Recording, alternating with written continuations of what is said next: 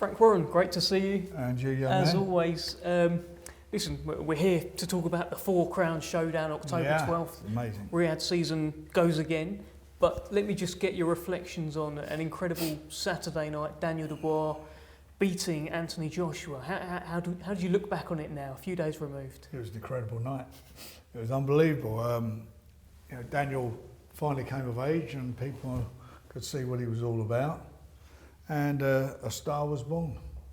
What do you feel we learnt about Daniel Dubois on Saturday? That he is the IBF world champion, that he takes a good shot, and he also delivers a good punch himself.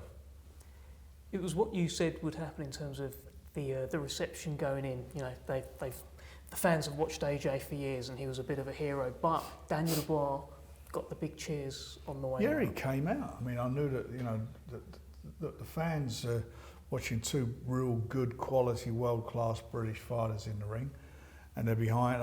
They were, he was the fans' favourite going in there, AJ, for obvious reasons. He was a gold medalist in the Olympics, representing our country, our nation, and two-time former world champion. Really, everywhere you went, everybody knew who he was. And he got the new kid on the block, and they see what he was all about. They got behind, obviously, AJ, and as you just said, when they came out, they see what he was all about and cheered him, as they should have done. I think the public is starting to understand Daniel a little bit more now as well, in terms of his character. There's things that people are seeing, like banging the table at a press conference. It's just a thing that he does. Do you feel like that people are starting to understand who this guy is? Well, he's an introvert, isn't he? As far as he does all his talking in the ring, he's an introvert as far as everything else goes. I mean, he didn't want to go to the press conference after the fight. I had to get him along to it because he's just not. It's not for him. But he loves it. He's a born fighter. He loves fighting, and when he's in the ring, that's where where he expresses himself and shows what he's all about. But he's been a pro now for a long time. He came with us. We sponsored him when he was 17, so that's nearly 10 years ago. And it's been it's gone fast, but it's been it's been a great journey, really. We've had a couple of bumps in the road, but he's done what he's had to do. And when you look at the last 12 months, I can't think a fighter's done what he's done in 12 months. Fighter of the year? Yeah, without that. What I mean by that, with the fighters that he's fought. Most guys at this stage of their career fight maybe twice, sometimes 3 times a year.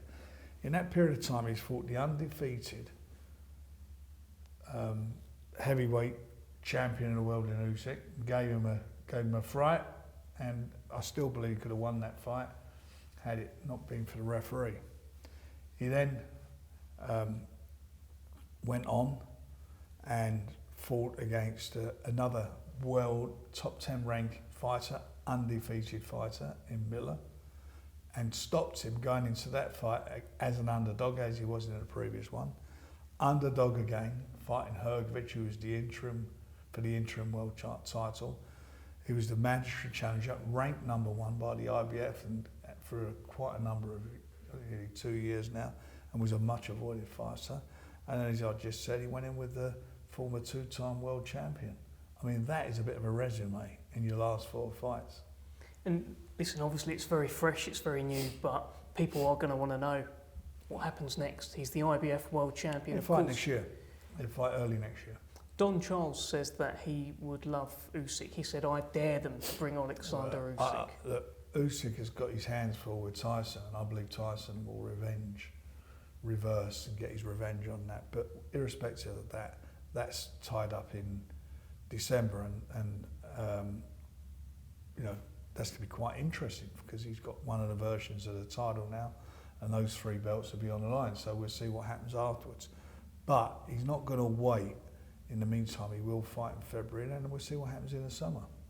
Another big performance was Hamza Shiraz, who got a Wembley Stadium roar. There must probably, when he was fighting, there must have been about 70,000 in there. Yeah, and it was a great performance, and it was that classic punch that really discombobulates your opponent top of the head in the first round, and very few fighters get over that if they get caught like that. And he's done that a couple of times now. It's like one of his shots, and he done it in style, and he looked great doing what he did. Well, part of this Four Crown showdown, one of the fighters featuring is Chris Eubank Jr., a fighter Hamza very much wants to fight. What are you expecting? Do you think Hamza will get a fight with Chris Eubank Jr.? Do you think, I mean, I'm sure Eubank will be asked about Hamza in the build-up to his first Riyadh season appearance. You've got to ask him, you know. There's two ways to refuse a fight. You say, no, I'm not interested in that fight. Or two, if you don't want it, that is. If you still don't want it, you say, I want you come out with some ridiculous purse that you know that doesn't make it acceptable. And that's what he's done. Why do you think he doesn't want to fight Hamza Shiraz? Well, certainly after going to Wembley on Saturday and seeing his performance there's your answer. You've also got other fighters on the show. Raven Chapman gets her world title shot against Sky Nicholson. First women's world title fight to ever take place in Saudi Arabia, in Riyadh. I mean, that's history making, and she's part of that. And it's a cracking competitive fight. Stylistically, it's probably the best that can be made in female boxing right now. It is, I agree with that. So the Queen of Queensberry's in there, and she's hopefully going to do the business for us. Well, fingers crossed. Fabio Wardley in as well in a rematch with Fraser Clark, and fireworks, right?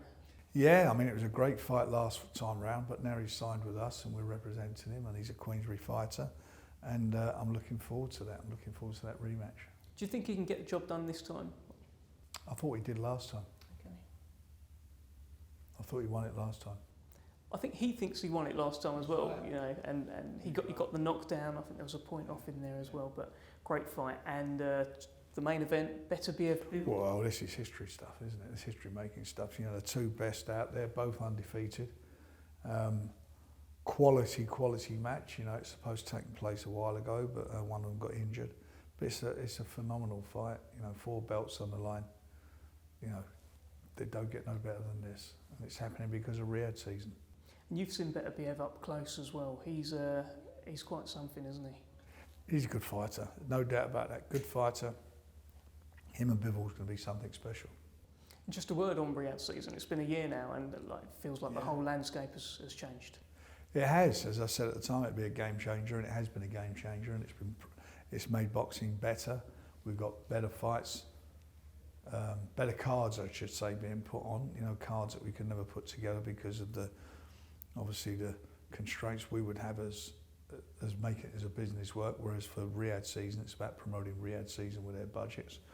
And His Excellency's, you know, what he set out to do, he's done. He's made Riyadh the capital of world boxing. There's no doubt about that. Great stuff. See you soon, Frank.